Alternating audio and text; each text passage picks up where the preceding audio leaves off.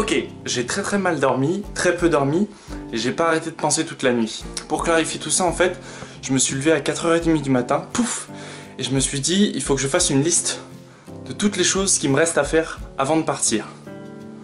Donc aujourd'hui, on va parler de toutes les choses qui me restent à faire avant de partir. Allez, c'est parti.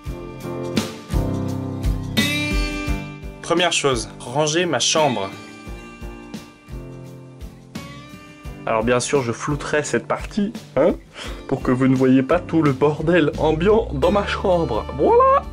Deuxième chose qui va prendre un petit peu de temps, c'est finir tout ce qui est papier administratif. Je vais vous montrer en fait tous les papiers que j'ai dû faire, un à un, et ça va certainement faire l'objet de vidéos.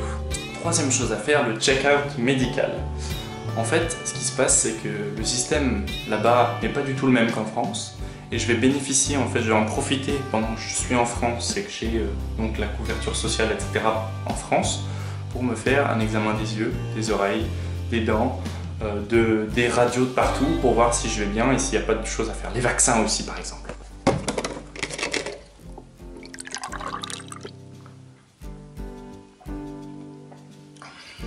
Quatrième chose très importante, ça va être en fait de passer du temps avec les personnes qui comptent pour moi.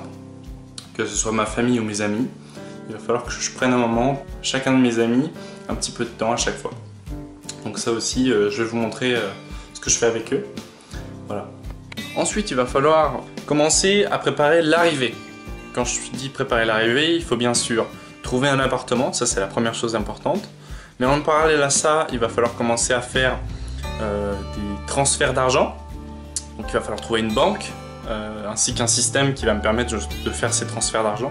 Il va falloir aussi que je trouve une couverture sociale, couverture médicale, des assurances, etc. Ensuite, quand on part vraiment loin, quand on déménage à l'étranger, il faut faire ce qu'on appelle la sauvegarde de l'existant. C'est-à-dire sauvegarder, numériser et mettre en ligne, ou alors prendre avec soi sur des disques durs, des cartes, des supports physiques, tous nos souvenirs en fait, que ce soit les photos, les documents administratifs, les diplômes, tout ce qu'on veut numériser et sauvegarder en fait comme papier ou bien comme photo, il faut bien sûr l'emporter avec nous. Donc sur des supports physiques comme des disques durs comme ça, ou sur des clés USB. Je vous montrerai ça bien sûr. Après il va falloir définir une date de départ. Sachant qu'il faut que j'arrive un petit peu avant le début de mes cours pour pouvoir m'installer, pour prendre le rythme au niveau du jet lag et donc pour pouvoir bien commencer. Et après, avec cette date, on va acheter un billet d'avion. Je vais commencer à faire ma valise, peut-être pas 3 mois à l'avance, mais je vais commencer à faire ma valise, à me dire ce que je mets dedans. Et je vais également arrêter tous mes abonnements, que ce soit les abonnements téléphoniques, les cartes Navigo, voilà.